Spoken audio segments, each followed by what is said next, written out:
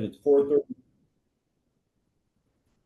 All right, everybody, welcome to our Board of Directors meeting virtually this Thursday, October 9th, 2025.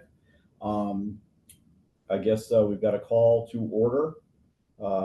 Any public comments? We have not received any. All right. First motion, if I may ask, the approval of the minutes from August 7th, 2025. Ryan was, I should say, we should have the packet. If everybody took a minute to look over the minutes that were proposed from that Thursday. If I can have a motion. I'll move to approve the August 7th Mansfield Downtown Partnership minutes. May I have a second? A second. All right, so moved. Next on our agenda is the need to actually vote on it. Oh, I'm sorry. Thank you. Yeah. Can I have an all? Yeah, absolutely. Apologize. Thank you. Next on our agenda is the executive director report from our illustrious elective director. Oh, that sounds like it comes with expectations. I hope I don't disappoint. I'm going to keep it short tonight because the main focus of this one should be how great the festival went. But very, very pleased with the way the Celebrate Mansfield Festival went. That was our big task this last month. Especially a huge thank you to our staff and volunteers who did just a tremendous job. I'm going to leave all the reporting to Emily because she's going to cover that in the committee reports. But it was a fantastic event. We're moving right on from that to Boo Bash, which is a little over 2 weeks from today. That'll be the Halloween event that we put on with Community Center, Parks and Rec. And then shortly after that, we'll have a winter welcome, which we're in the midst of planning as well. We're finishing up phase 3 of the abandoned bicycle and scooter removal program, getting ready to donate those to WAME, making coordinating efforts for that. Still working on the parking survey. We're just about halfway through all of the businesses that are in the downtown that are adjacent to parking that we can control. So we have, I think, 23 or 24 responses in total, which I think is fantastic. But most of the responses we've received have been from the ones around here, which is great. We included all the businesses in the downtown, including University Plaza and Stores Commons and Price Chopper and everywhere. But we don't have a whole lot of control over what they do with their parking. But it's good to get their feedback as well. Working hard on trying to figure out how to better activate Betsy Patterson Square. We actually had an organic pop-up today. I was walking through the square and there was a soap vendor that had this specialty soap product that they had created that's supposedly organic and more safe and all these wonderful properties. So I gave them my card and explained there's a reservation process for holding a booth or having a pop-up sale in the square. They were super nice, but we've had a few of those and we're definitely looking to increase not only vendors, but hopefully performances and music and art in the square. To that end, I met with Dean Fitzgerald from the School of Fine Arts about 2 months ago, a month and a half ago. She's in the interim introduced me to all of the department heads in the School of Fine Arts. And so I've been chatting with all of them and setting up times to meet and figure out how we can collaborate to get more of those departments who are literally across our doorstep to think of Betsy Patterson Square as a place that they can use. Emily's got to figure it out. She does a phenomenal job with the Ballard and programming on the square. We want to see if we can get everyone else to be up to Emily's level. So the other big thing that happened this past month, we hosted Connecticut Main Street, which is the entity that kind of helps all downtowns throughout the state of Connecticut. They are sort of the gold standard or set the gold standard for what a downtown could be and should be. And they started a new project where they're touring all the downtowns. They're taking their entire staff to all the downtowns in Connecticut one at a time to actually get boots on the ground and experience it for themselves. They chose Mansfield for their inaugural visit, which we were super excited about. Maria Capriola was just absolutely phenomenal in helping me locate a van and a driver so we could tour these people all through Mansfield. We used it as an opportunity to show them not just our downtown, but the whole town of Mansfield, because it's not so big that we can't just focus on this one thing where, especially as our mission kind of grows, we kind of see these 3 commercial nodes emerging, the 4 corners, the downtown and the Southern Gateway. And I was really looking for their feedback as to how we could support those three commercial nodes. That was really great. It was also really nice to be able to showcase some of the amazing things that make Mansfield to a group of people from around the state who this is what they do, and they're really great people to show your town off to. So we brought them to the Ballard. They absolutely loved it. The displays, the exhibits were fantastic. Brought them all over town, down to the drive-in and to the Mountain Dairy and up to the Four Corners and the whole 9 yards through campus. It was a really great day, and it was a beautiful day like this, so we lucked out weather-wise. And then the only other things on the kind of agenda are the stuff we have later on in the packet. So the game day shuttle program, the general council RFP, and the self-site amendment. So I'll cover those when we get to that part of the agenda. All right, great. Oh, Brian, you had a question? Yeah, I'm getting some feedback about parking in the garage. People are saying the garage is fully subscribed and they're having difficulty finding parking to access the downtown. Have you heard anything about that, Steve? I saw that post on the connections group. I all day long, well, not all day, a lot of time I'm out of the office, but when I am sitting in the office and I look to my left, I look right down Wilbercross Way, and right now there's 7, 8 empty parking spots over here. So I'm sure people might not find the spot that they want when they want it, but there seems to be parking elsewhere if you look around. And I think this is something we just have to, as we become more successful and we get more businesses located down here and we have more people who want to be down here, there's going to be, you might not get to park exactly where you want to park. That's how any successful downtown is. I have not seen the parking garage full yet. They haven't put the full sign out. I'll check with Laz and see if they've hit capacity, but I ask them about once a month and they still haven't come anywhere near it. How many spaces are actually reserved for the E.O. Smith High School? 0. 0. Yeah, they don't reserve any spaces. They come and park and pay just like everybody else. Okay, so it's still a first come, first serve. Yep. Okay. They get here at 6:45, 7 o'clock in the morning, so they tend to be before the rest of us. Yeah. Another point that was made in that forum, and Brian, I was going to mention that as well, so I'm glad you brought it up, was that, again, anecdotally, I have no idea, but that they used to require monthly permit holders to park on the upper levels, and now they kind of park wherever. That isn't really enforced, apparently. That was the claim that was being made. Again, I don't know how anyone would know that.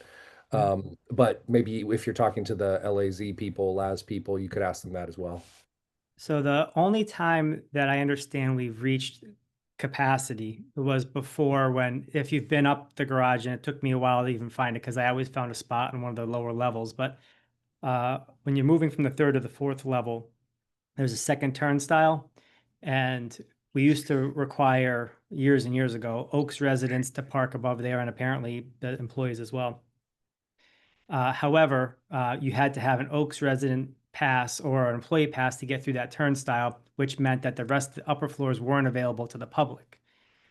By opening that gate and letting anyone park anywhere, we doubled the amount of spaces that are potentially available to the public, because now they can park on any floor.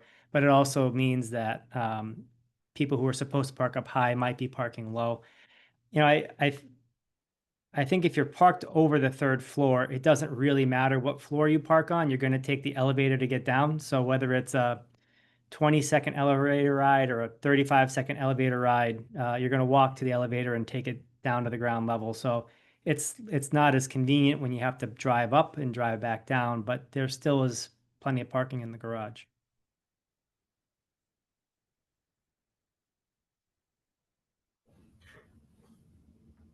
Any other comments?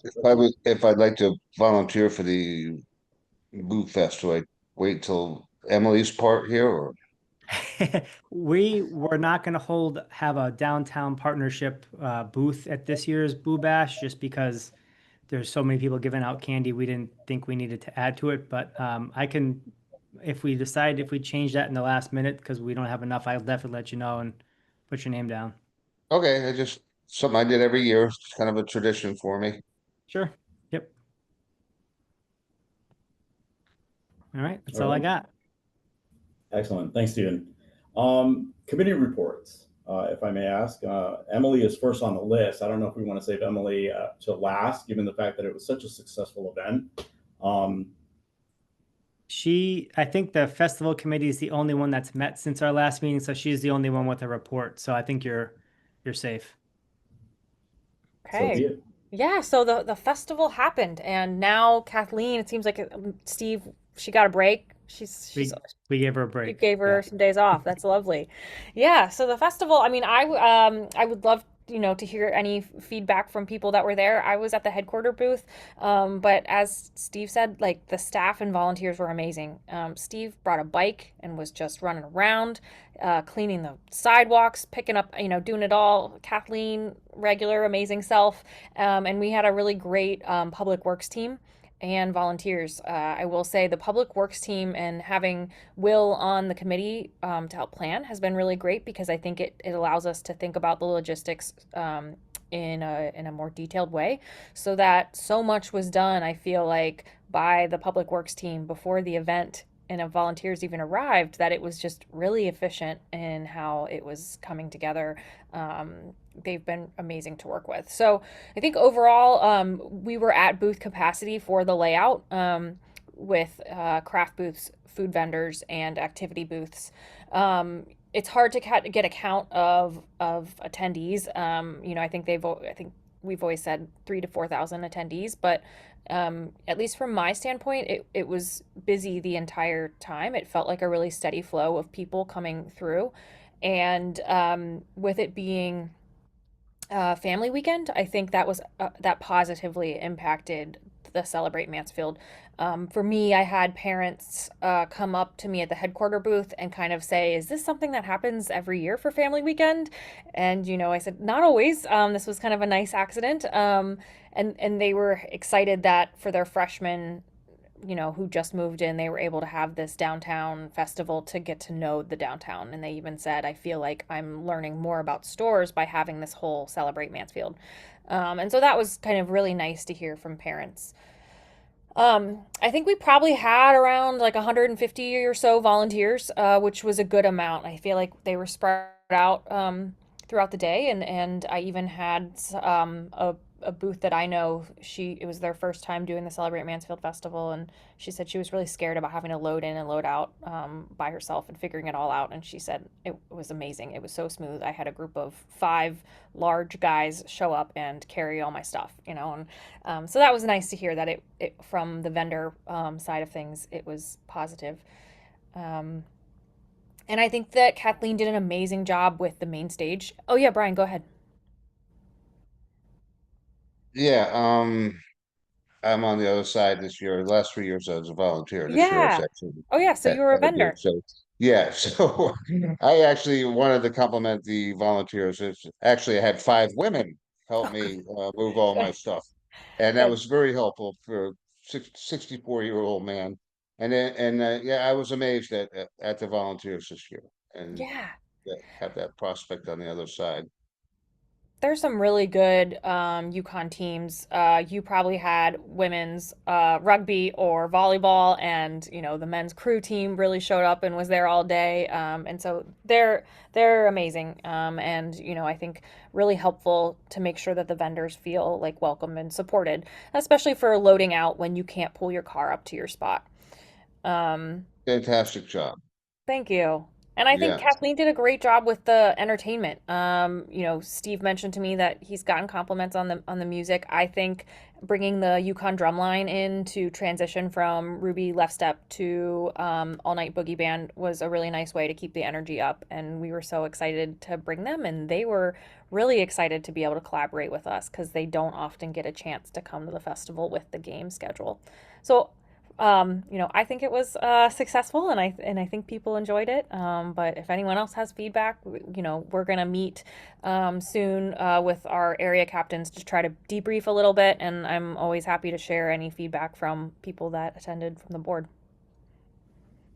Well, I can echo the comments and the sentiment overall. I mean, yes, I thought it was well attended as well. Weather, thank God, it was great. Turned out very well.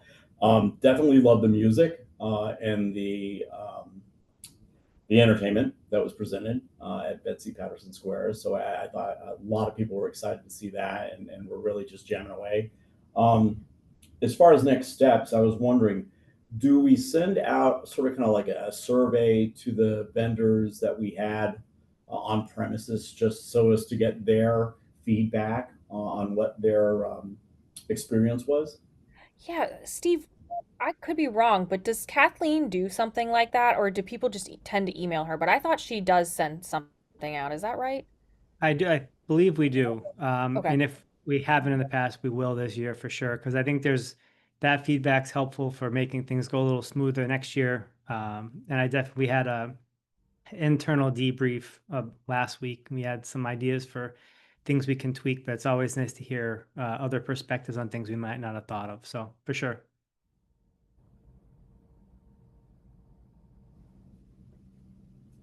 Any other comments, thoughts? I wonder, Steve. Maybe we'll talk about it more in the debrief. Did you talk with Hops 44 at all? Did we get any kind of feedback from them with the beer garden? Because I feel like that was kind of a new, uncertain addition. Yes, I got a couple of thank you emails from Hops thanking us for allowing them to host it and for the support, setting it Right. up and taking it down and all that. I believe it was pretty successful, but I haven't heard from them. It was like knock it out of the park or just barely passing or whatever. But they seemed overall very pleased. So Good for uh, the first year, and I think we didn't announce it super early that they were going to do this, so I think it was a good test run for the yeah, beer yeah, garden. and it was very tame. Didn't get out of Right? control. I think Didn't we get were out of worried, parents' weekend, college kids and right. beer, Animal House stuff, but it was a very Yeah, subdued edition. So good. You gotta watch out for the parents. yeah, exactly. Just Do on the you? topic of the parents' weekend, and also I just wanted to say it was great. I went with my two sons. My wife was busy, and we had a great time. Um, what dictates the date? Because it seemed like such a a no-brainer to have Yeah. it coincide with parents' weekend. Is that something that could be intentionally made to happen year after year, or is that just something are there other factors that dictate those two phenomena? Yeah, it's interesting because we actually I feel like now Kathleen and I have established a good relationship with Eric, who's from student activities at UConn, who plans it. So he actually just emailed both of us today to say, I'd love to kind of debrief and hear how you thought the collaboration went. Which is a positive sign that I think they want this to continue. Um, Parent weekend up until like 2 years ago tended to be in October, which was a little bit later than when the festival would be. I think for me, the latest the festival has ever been like is the first weekend in October, and parent weekend tended to be like the second or third. They recently moved it up because I think of football games and scheduling. And when I kind of asked him before, what did that is that going to be a new thing, he said he wasn't sure. So I think it is kind of maybe having those conversations early to see if the dates might align, because overall I do think it was a positive, kind of happy accident that I would love to continue if we can. Yeah, and I would definitely echo exactly what Emily said. The My understanding is that Parents Weekend isn't really set until the football schedule comes out because they do it on an away game weekend, which works out even better for us because not only is it Parents Weekend, but then we're also able to get the drum line here. Whereas if Right. it's a home game, the drum line's at the football game. But the tricky part is the football schedule doesn't get set sometimes super early because we're not in a major conference.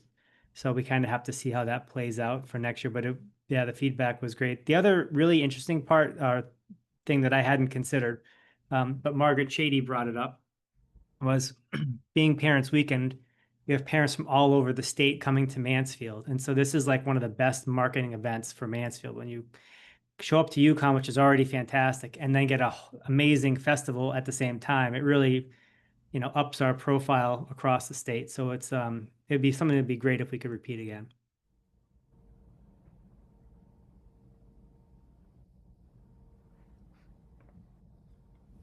All right. Moving along. So we get to our game day shuttle program. Stephen, I think that's you.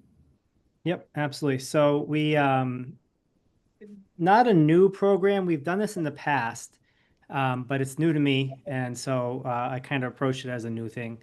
But we've had requests from a couple of the businesses in the downtown to reinstate this shuttle. So the idea being a shuttle that would run from the downtown up to Gamble and back on Gamble game days. And so we thought and this kind of fits into the bigger picture of we just brought in 5,000-ish people for the Celebrate Mansfield Festival, and that's an enormous lift. UConn is bringing in 10,000 people to go to a basketball game. It doesn't cost us anything for those 10,000 people to come in. How do we take advantage of those 10,000 tourists or attendees? And how do we get them to come downtown? And the idea being, if we run a shuttle from the downtown to Gamble and back, it'd be cheaper to park in our garage. So it's free for the first 2 hours, and then it's only $1 an hour after that. Whereas game day parking on campus is either 15 or 20 bucks to be in the garage. It's quite a bit more. And hopefully, if they come down and use the shuttle, they'll also patronize one of our businesses. And so with, a couple of businesses asking about it, I roughed it out again. Looking at, how do we determine if this is a success and what are we shooting for? Because I'd hate to just start a program and just say, let's see how it goes. I think we should kind of come up with some metrics and see if it makes sense financially, if there's a benefit, and if we can achieve a certain goal. So the route would roughly be from the Nash Zimmer up to probably like the backside of the Student Rec Center near the Dodd Center, which is only 1 block from Gamble. So it'd save people quite a bit of walking, but it wouldn't be that long of a route. We wouldn't be taking a lot of unnecessary detours, and we'd stay off Hillside Road. So hopefully we won't have too much traffic, which gets us more round trips. I spoke with DATCO, who's going to be the shuttle supplier. They're roughly 70 bucks an hour. We need to pay them from when they leave New Britain to when they get back to New Britain. But if it's roughly a 2-hour game, we want service an hour before and an hour after, and then the time to and from New Britain. It works out to be roughly 420 bucks a game to have this shuttle. So there are 17 men's and women's home games at Gamble this season. I think it's 8 and 9, or not 9 men's and 8 women's. So 17 total. Using those rough numbers and figuring we'd need some type of budget for creating flyers and doing marketing and promotions online. I'm thinking the whole endeavor would cost somewhere in the ballpark of about $8,000. If assuming it costs about 8,000 bucks, if we had 100 individuals take this shuttle and figure the average dinner in the downtown is about 15 bucks a person, that'd be about a $1,500 benefit to the downtown. Whereas it would only cost about 420 bucks to run the shuttle. So there's definitely a measurable, tangible benefit to doing this. We're providing more benefit than the cost of the shuttle, right? If we didn't hit the 100, we would really only need about a third of that to break even. So we don't want to do anything that's a cost loser. We don't want to run a shuttle that's not providing a benefit. So even if we only had, 33 people, or only if a third of them were actually having dinner, we'd still be breaking even on this. And the capacity of Gamble is about 10,000. So we're not trying to get like half of everyone to go into Gamble. We're looking for roughly about 1% of the crowd to try to make this switch. So the numbers to me look good, but I'm very, very curious for the board's feedback. The question then becomes, how do we pay for it? So we could just pay it out of the MDP budget and just cover the whole bill. I don't think we need to do that, but if we were feeling extra generous, that's always one option. A hybrid, which is kind of where I'm landing, which is where we sell sponsorships to businesses that want to participate, and then cover whatever the balance is out of our surplus funds. Or we could say it has to be 100% business paid, and if we can't get it fully business paid, we're not going to do it. That would be the fully business paid model. In terms of how do we get the sponsors to do it, I thought we'd have multiple tiers. So kind of like gold, silver, bronze type deal. We could come up with different names, but basically what I'm getting at is there's certain businesses that I think are going to see a greater value in the shuttle. So if you're a business like a Huskies that has a bigger venue and has, serves alcohol and has more seating capacity, there's probably a greater benefit to you than if you're the bubble tea place, or if you're somewhere that's further away like Haven Hot Chicken or Spice Venue that you're not geographically close to the Nash Zimmer. you might not get that full benefit. So having a tiered sponsor rate, I think, makes a lot of sense because it allows the people who see the benefit to help support the program, and those who don't see as much of a benefit to still be able to support it in a way that they can. And so if you look at it on a per game basis, $60 a game isn't much if you're getting a whole bunch of people, and $10 a game is pretty affordable if you're kind of far away and you're just hoping for a little bit extra advertising. So, yeah, and then the potential participants, that's kind of like I was saying before, there's certain venues I think this is going to be more geared towards. I think that they would hopefully would be up for sponsoring at a higher level.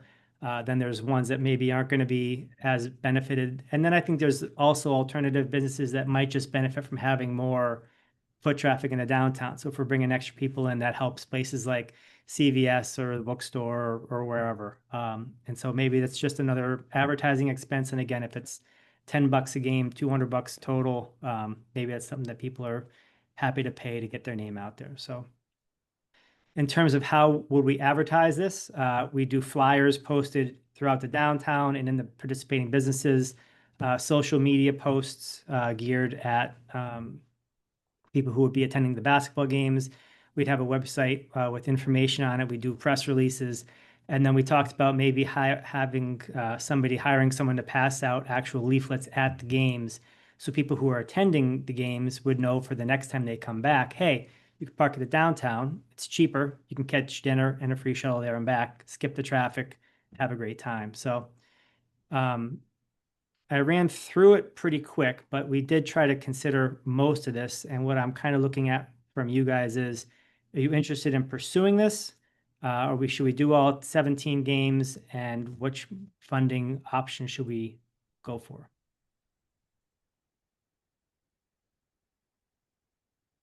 Brian, why don't you question? Thank you, Mario. Hey, I think it's a fantastic idea. Whose brainchild was this? I don't know if it was any one person. I think it was a kind of a collaboration of Yeah, a whole bunch of.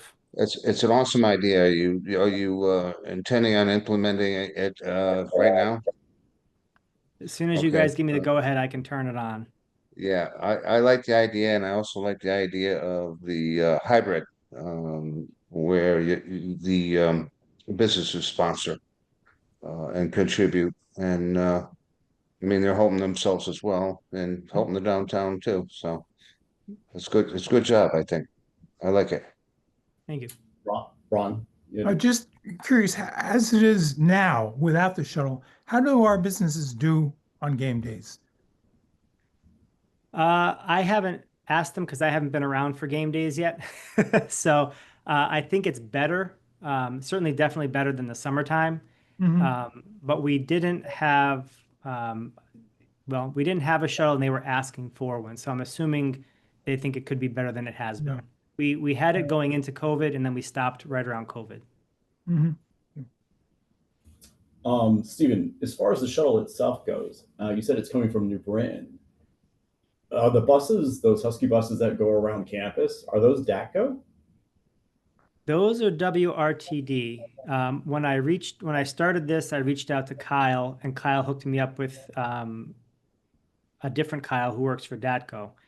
And basically, the long and the short of it is DATCO is willing to do this at cost for them. So we're getting like a subsidized rate, which is great because it's a pretty swanky bus. It's got like captain's chairs, and it looks nice. It holds 44 people. We could also try going out to WRTD. I don't know what their capacity is. I know I've reached out to them in for other different shuttle requests, and they tend to prefer to do more versions of what they have. It's harder for them to find the staffing to turn things on and off. DATCO said we could turn it on and off day before almost. They have plenty of staffing, they can cover it, and happy to help. So okay, yeah, I was just curious. I mean, usually in respects to other universities that have a downtown area and stuff, usually I've always seen the university bus or transit would be the one that would shuttle around, whether it's on a loop Whether it go down to all the way to Four Corners and come around, on a cycle. I just didn't know if that actually existed at this point. We have a lot of shuttles that come through the downtown, but I think the difference between this one is this is only going to go from here to there. Right. So hopefully it incentivizes people.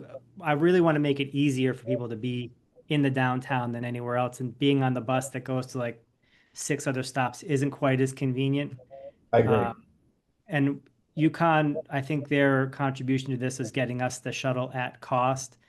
They're, not necessarily looking to increase expenditures at the moment with the budget situation. So we're incredibly thankful to Kyle and UConn for hooking us up with DATCO and the deal that they got us.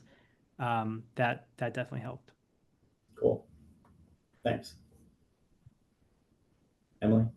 I think this is a great idea, and I agree with Brian. I think the hybrid model makes a lot of sense. Maybe eventually it could be fully business funded, but for this first round, I think it makes sense to try to just make it happen. I wonder if like Laz could potentially be one of the major sponsors, because it seems like it would be benefiting them a great deal, right? To be bringing in that parking traffic. And I know they've sponsored other events, so I hope that they would step up and help support it. They're on my list. Okay, good. And then I wonder, oh, go ahead. Just quick shout out to Laz. They were a big sponsor of the festival. So thank you to Laz for sponsoring that. And then I wonder in the marketing, I don't know if UConn would, maybe Kyle has some sway, but on the athletics, game day page, they have like a nice parking map of where you can park. I guess it kind of takes a little money away from the very expensive parking on campus, but it would be really great if this could eventually be added as an option on that map. Yes, thank you. That was on my radar and it fell off, but I'll put it back on because that would definitely be helpful.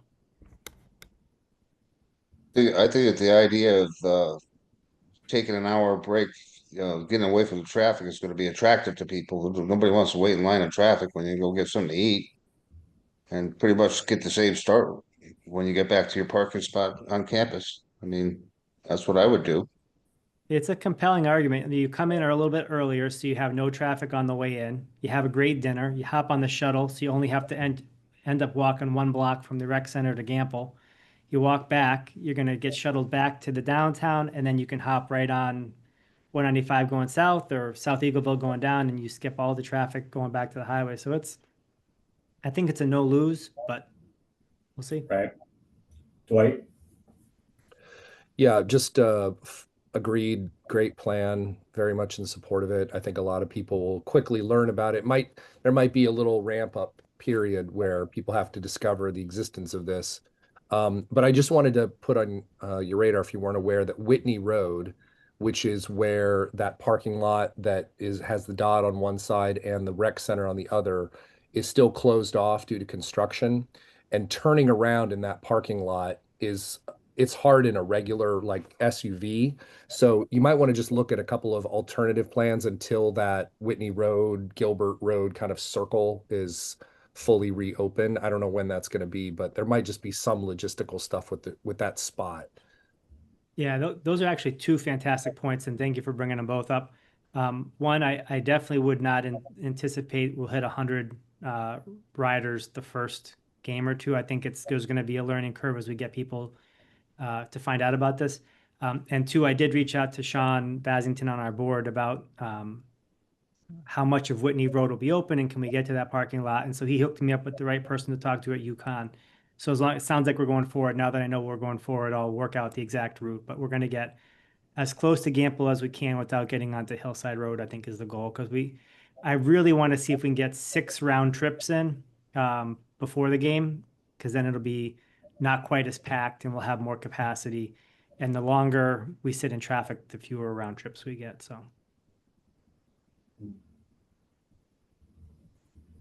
great. Do we need a motion? It sounds like everyone's in agreement, so I can take that as a general approval, or if someone wants to make a motion, that's fine too. I'll make a motion to move forward with the shuttle service as proposed by the executive director. Do we have a second? Emily? All right. All in favor? Sounds good. Awesome. So Thank you so moved. much. Yeah, I it's appreciate awesome. it. I'll keep you posted. Yeah, definitely. I think it's going to be an exciting adventure. And if it takes off, even better. All right. Next on the agenda here is the General Counsel RFP. Yes. So this one, so we need a new general counsel. Our existing general counsel, John Zaccaro, retired or stepped down from that position. So I've been working on this one for the last several weeks. I passed it past John, or sent it to John for his feedback. He had a couple edits. I sent it to Ryan and Kyle and Tony, and I think everything looks pretty good from what I've heard from everybody. But I just wanted to include it in the board pack in case anybody has any feedback. There's one tweak I have to add. We just tweaked the RFP language on a town level, so I have to add in the RFP disclaimer to this.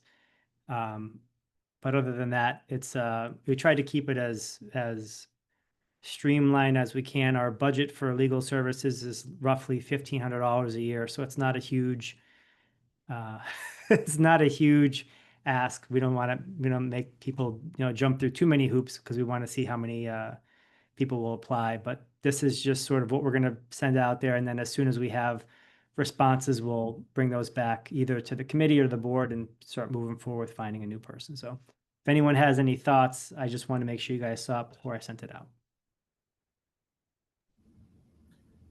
That's great. How are we sending the RFP out? I mean, is it, do we have a group of attorneys that we're already sort of kind of looking at? Yeah, great question. I identified 7 different firms, and I sent those to Attorney Zaccaro. He thought that those all sounded pretty good. We're gonna post it using Public Works has a RFP posting guru, Catherine, who has agreed to help me with this. So she'll help me post the RFP in the places that RFPs get posted, and then I'm gonna also email it to these 7 different firms to make sure that they see it, just to put it on their radar, and then we'll see how many we get back. We don't have an immediate need. Like there's nothing that we're waiting for a general counsel for. So there's no like, this has to happen tomorrow, but eventually we will need one. And when we need one, we won't have the luxury of waiting. So I figure we just kind of check this one off the list. Presumably other towns have people in this role representing their partnership groups. I'm wondering if you've reached out to any of those other similar groups for other communities for names of their legal representation. I haven't reached out to any other groups yet. I went through and did some searching for attorneys who specialize in nonprofit work, since technically we're a nonprofit, not a municipal entity. And that's where I came up with the 7 different firms that I had. But certainly if anyone has any suggestions, I'm happy to pass it out far and wide, because I think we want the greatest number of respondents. So.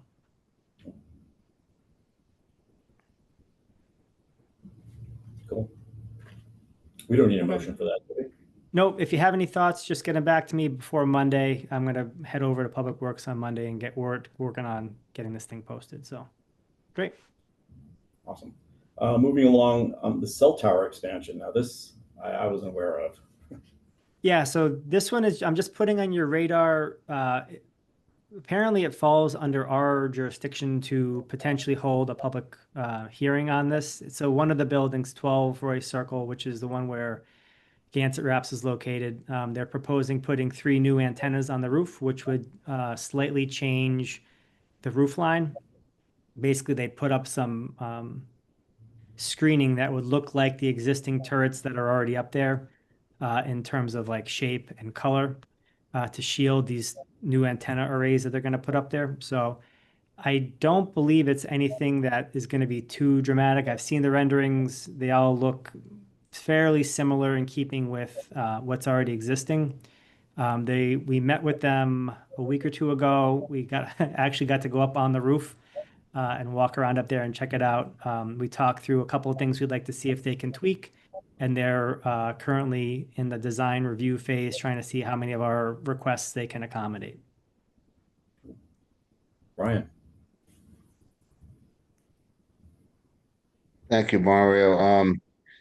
I know we have cell towers on the garage. Are these going on the garage or going on private building? And who's actually receiving the income from the cell towers, either on the garage or private buildings? I can't speak to the garage, but the private buildings, I'm assuming it's the owner. It's not the town. We just, because it falls inside of the special design district for the zoning of the downtown, if you're going to amend one of the buildings, you need a permit to amend the design district guidelines, and this falls under that amendment thing. So what we're waiting to Maybe see Mr. is, Hmm? Maybe Mr. Ellsworth can chime in on the town property. The town owns the garage. Yeah, no, we Who's receive payment from from Verizon basically. Verizon's the DBA. I'm trying to remember but in any case, and we have received it now for however many years it's been mounted on the side of Nash Zimmer. So I would have to refresh my memory what the annual payment is, something in the neighborhood of $30,000 with an annual escalator. Seems familiar, but I'd have to get with finance to refresh my memory of how much that is. Thank you. Are you made aware as to who it is that the carrier that we want? T-Mobile. Oh, it is? Cool. Oh, I'm not partial. T-Mobile is the one that I think struggles the most in downtown stores. I just had to get it for an iPad through Yukon, and I was like, it's not going to work, like, because T-Mobile tends to struggle. So, and all my student workers who come into the Ballard Institute are like, I don't have service in here. So, it makes sense that they need it. It's coming. That's great. Yeah, that'll be huge. What's the timeline for something like that? I'm not exactly sure. The permitting part of this, I think, is like roughly 35 or 45 days, something like that. So I don't know what their build out would be, but Got it. Cool. Just know if you have T-Mobile and your cell coverage goes to 5G, you're happy. there you go. All right. That doesn't have to go through the siting council, does it? It's just pretty much agreement that's done. Like we just got a cell tower proposal down here on the south end of town, and that had to go to a public hearing and a siting council. Is that the process that they're going to be taking in Storage Center? I'm not sure about the siting council part of it, but if it's deemed to be a significant change in aesthetic, then it would go to a public hearing. We're trying to determine if this is a significant change or not. Cool. Good information. Really good. And that's all I let's got see. on that. Sweet. All right. Really cool. Moving on to correspondence and communication. Some attachments that you sent to us. Great pictures. Great articles. Yeah, and this is all staff. The staff is absolutely fantastic, Rosemary and Kathleen, in finding all of the places where we are mentioned around the state in various media. We try to pick a subset of them for your review, just so that you know all the wonderful things people are saying about Mansfield. But it's been a busy 2 months. So yeah, here's a nice snippet of the good press we were getting. So. Quick question on that. We get the small flyer or that we get in the mail for the town. I don't know, and through the years, it's really starting to get smaller and smaller, so to speak. I don't know. Are any of these? Do we collaborate with the group who puts that out as far as the Are journal? you talking about the Mansfield Connections magazine? Yeah. It's funny you mentioned that. Okay.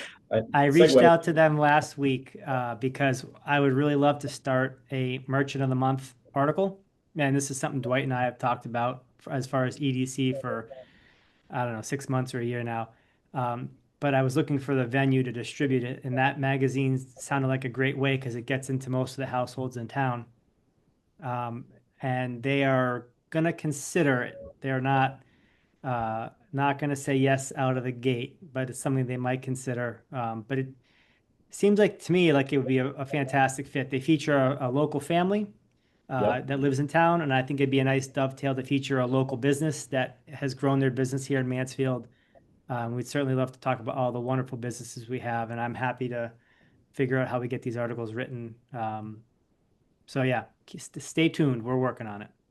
Yeah, no, that's great. I think it's a brilliant idea. Hopefully it comes to fruition. I think seeing that aspect of it, I think would be really good for the town and the community. If Mansfield Magazine were to receive emails from the general public suggesting that idea, it might go a long way to helping my goal. So If I could just whenever you guys This, are bored. this meeting is full of brilliant ideas tonight. Oh, good. if I could circle back to one other conversation you and I have had, Steve, about doing grand reopenings, it would be Mhm. interesting to tie together those profiles in the Mansfield magazine with a special grand reopening night that could be advertised. Something to get people to go in on a certain day at a certain time just to check it out. Yeah, absolutely. That'd be a perfect use of it. Awesome. All right. Well, that hits to our agenda. Oh, thank you, Ryan. Any other comments? Any other feedback? Again, congratulations, Emily. Well done on a festival, another fabulous festival. It takes a village to move that, and you make it seem so easy. So hopefully you're still doing it for a while. Yes, but a good team behind me. And I was gonna say, like, Steve, I think, you're doing an amazing job, and I'm hearing such positive things from people around town about you. The dean sang your praises, the venues at the School of Fine Arts were talking about you, and the vendors were talking about how you went up and said hello to everyone at the festival. So, it's amazing to kind of see you out there working, to make things happen. And the team made the festival possible. So thank you, Mario. But I'm also gonna pass the praise on to the whole downtown partnership staff because they're amazing. I agree.